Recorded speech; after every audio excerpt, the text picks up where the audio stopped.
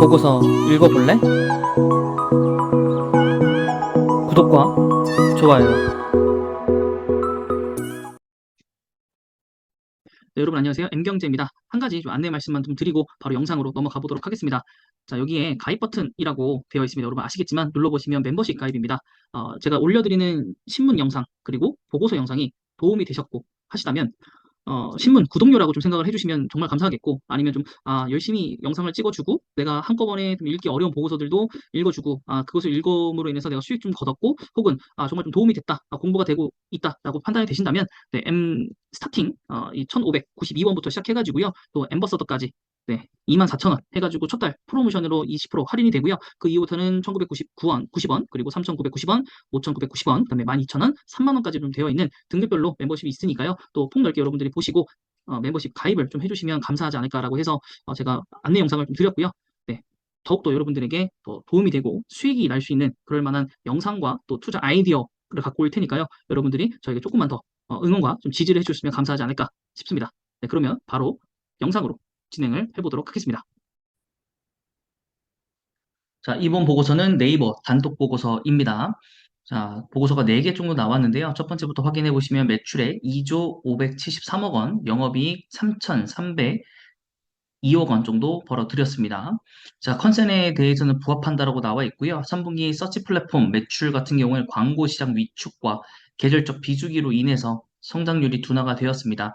특히나 마케팅 집행 축소로 인해서 디스플레이 광고 매출이 부진을 했습니다. 엔데믹 영향으로 온라인 커머스 시장 성장률 둔화에도 불구하고요, 외부 활동이 증가가 되면서 예약과 여행, O2O 부분의 확대로 성장률 둔화 폭을 좀 축소를 했다라고 되어 있습니다. 이 컨텐츠 쪽에서는 이북 재팬과 문피아 등 신규 인수기업 편입 효과, 그다음에 웹툰 작가 계약에 따른 매출 회계 인식 변경 등을 효과를 제거한다면 성장률은 2.4%에 불과했다. 그리고 비용이 특별한 게 없었기 때문에 비용 효율화를 통해서 수익성을 끌어올렸다라고 보고 있습니다. 자, 한편 이제 북미 러셀 플랫폼 포시마크 지분을 인수를 했습니다. 2조가 넘는 금액으로. 이것은 이제 중단기적 목표이긴 하고요. 그렇기 때문에 단기적으로 효과를 내기는 좀 어려울 것이다. 라고 좀 나와 있습니다. 자, 그런데 우선적으로 이 구글 쪽도 보시면 성장률이 2.5%이기 때문에 피어 그룹들도 매출이 성장세가 둔화되지 않은 상황에서 광고 성장률은 이제 전분기 대비해서 견조하게 되었다라는 것 정도는 우리가 파악할 수 있을 겁니다. 그 다음에 상품 라인업 확대도 될 거고요. 이제 2주가 남은 월드컵 독점 중계 확보를 통해서 네, 매출 광고를 또 이제 기대해 볼만 하겠죠. 그래서 아무래도 좀 일정 부분 올라가지 않을까 생각이 좀 듭니다. 네, 그렇게 됐고, 나머지 부분들도 대부분 비슷합니다.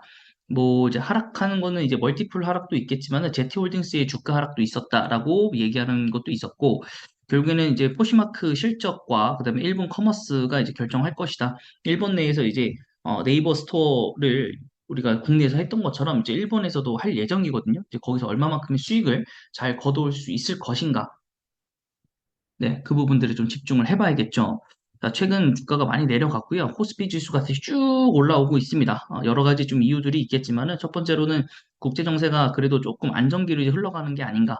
두 번째, 이제 중국에서 이제 탈출을 하는 외국인들이 결국엔 투자할 곳이 한국만큼 좀 안전한 데는 없겠다라고 해서 물론 환율이 좀 높지만 한국을 좀 투자하는 이유가 있을 거고요. 그렇게 하면서 이제 환율도 점차 좀 내려가고는 있습니다. 네, 오늘 이제 10원 정도 떨어져서 네, 다시 1,400원대 아래로 이제 환율이 내려왔기 때문에 우리가 이제부터 다시 국내 주주분들 아직 돈이 없겠지만은 이제는 우리가 좀 환전을 해서 또 해외 주식 많이 떨어진 것들을 좀 사야 하는 시기에 오지 않았나라고 생각이 듭니다. 그래서 네이버부터 보시면 뭐 어제는 급등락을 했지만은 네, 최근에 끌어올리는 네, 그런 상황들. 그 제가 지난번 카카오 말씀드릴 때 지금부터는 배당까지 치면은 네이버는 사볼만 하겠다라고 여러분들에게 말씀을 좀 드렸었거든요.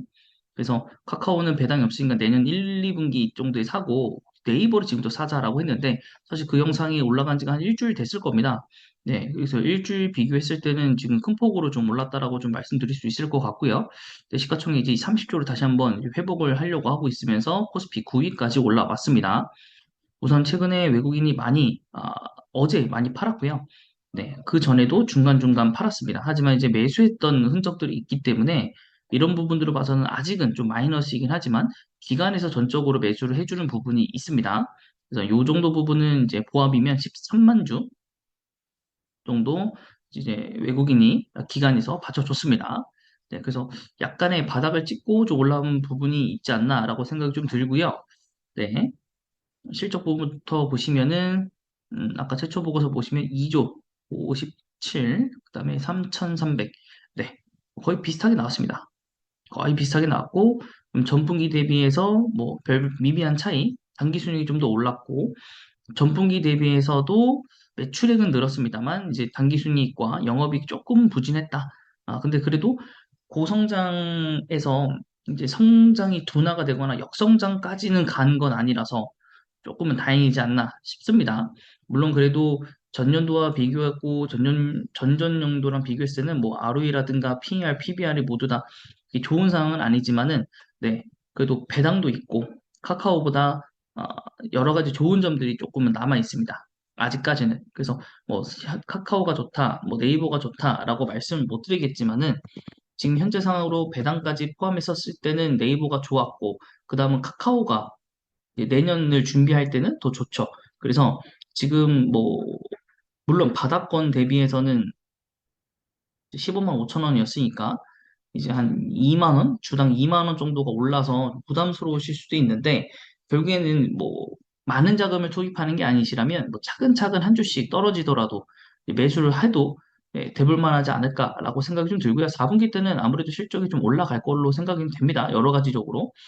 그리고 그리고 났을 때 네, 혹시나 네이버 그래도 나는 다음에 사야겠다. 다음 달에 사야겠다. 이렇게 해서 미루다가 이미 많이 올라왔을 때 담지 마시고 만약에 그렇게 많이 올라왔다면 카카오를 노려보시는 게 좋지 않을까. 왜냐면 카카오는 배당이 아무래도 이제 54원밖에 안 되기 때문에 사실 이것도 다 줄까 싶기는 하거든요.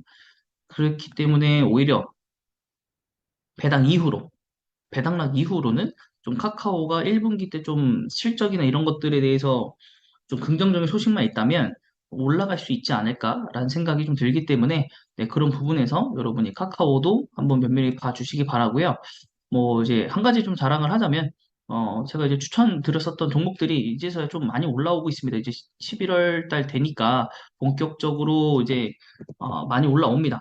그래서 삼성전자도 최근에 많이 올라왔습니다. 5만 전자 거의 4만 전자까지 갔다가 6만 전자 다시 한번 복귀를 했고요. 네, 그 사이에 삼성전자 우도 상승을 하면서 네, 제가 투자했었던 네, 추가 매수를 하지 않았거든요. 그래서 5만 5만 5만 3천 원이었던 3,300원인가였던 것 같은데 네, 그래서 그거 기준으로 해서 지금 3% 넘게 수익을 냈고요. 네, 그래서 지금 100만 원 투자했기 때문에 네, 3만 원 정도 지금 수익이 되어 있습니다.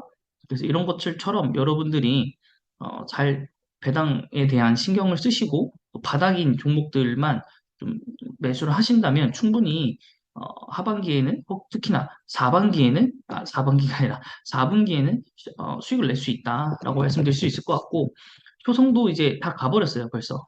효성도 저도 다 못 샀는데 우선 이제 어제랑 엊그저께 보시면은 효성화학과 이제 효성 TNC가 무섭게 주가 상승을 일으켰고요.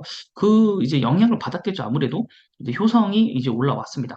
네, 그래서 제가 요때 담았다고 말씀드렸죠. 그래서 요때 한 이틀, 3일 기다렸는데도 불구하고 제가 샀던 가격대보다 조금 더 아래서 사고 싶었는데 뭐 금액도 얼마 없었긴 했지만 못 사고 이미 네, 올라왔고 결국엔 벌써 수익권으로 접어 들어와서 너무나도 아쉽지만은 제가 그 전에 말씀드렸었던 가격대가 7만 4천 원이었거든요. 결국엔 이제 어쩔 수 없이 올라가면서 따라가면서 살 수밖에 없을 것 같고 이 7만 4천 원 구간을 평단을 잘 지키면서 매수를 좀 해야 되지 않을까라는 생각이 좀 듭니다.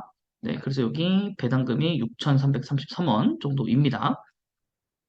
자, 그러면 이제 남은 기업 하나는 이제 바로 이 기업은행입니다. 기업은행. 기업은행이 아주 주가도 움직이지도 않고 아주 옴짝달싹 그냥 되어 있습니다. 그래서 아직 간만 보다가 못 사고 있었는데 이게 평단이 10,000원이었거든요.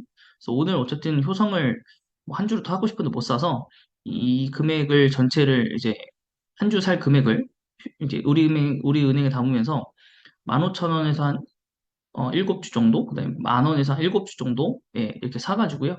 지금 평당가는 1,200원, 1,250원 정도 해서 지금 한 14주 정도, 네, 그래서 소액으로 좀 들고 있습니다. 그래서 여기를 이제는 조금 더 비중을 실어서 좀 매수를 좀 해보려고 하고요. 효성도 마찬가지인데 여기서 또 마찬가지로 좀 떨어지기를 좀 기다리고 있습니다. 네, 그래서 효성 마찬가지로 지금 잘 올라가고 있지만 뭐 다음 주라든가 뭐 되면 좀 떨어질 수 있으니까 또 그때 한번 좀 노려보도록 하겠습니다. 그리고 나서 뭐 추천해 드리자면은 OCI도 여러분 역시나 많이 떨어졌습니다. 갑자기 떨어졌거든요. 주가가. 네, 그래서 여기도 여러분 잘 담아보시기 바랍니다. 여기도 배당 셉니다. 나름 2,380원. 네. 그래서 조금 더 내려오면 크게 담아봐도 괜찮고, 그다음에 롯데 정밀화학 같은 경우에도 이제 좀 크게 올랐어요. 네, 요 화학주들이 설명하고 나서 쭉 올라갔거든요. 네, 여기도 이제 배당 괜찮은 종목이었는데 네, 이미 올라가 버려서 좀 아쉽습니다. 네, 그래서 이제 아직도 한 두 종목 정도 남았으니까 OCI, 네, 기업은행, 네, 그 이외에 고배당주도 많긴 합니다만 주가의 이제 차익 실현까지 우리가 내야 되기 때문에 네, 그 중에서 이제 제가 또 아는 종목 중에서 골라보자면 요 정도다라고 말씀드릴 수 있을 것 같습니다. 네, 오늘 네이버 보고서와 그다음에 나머지 제가 투자하고 있는 현안에 대해서 조금 더 붙여 설명해 드렸습니다. 네, 여러분들에게 어, 도움이 됐으면 좋겠고 그리고 멤버십 가입 네, 한 번씩들 부탁드리도록 하겠습니다. 네, 이번 영상은 여기까지입니다.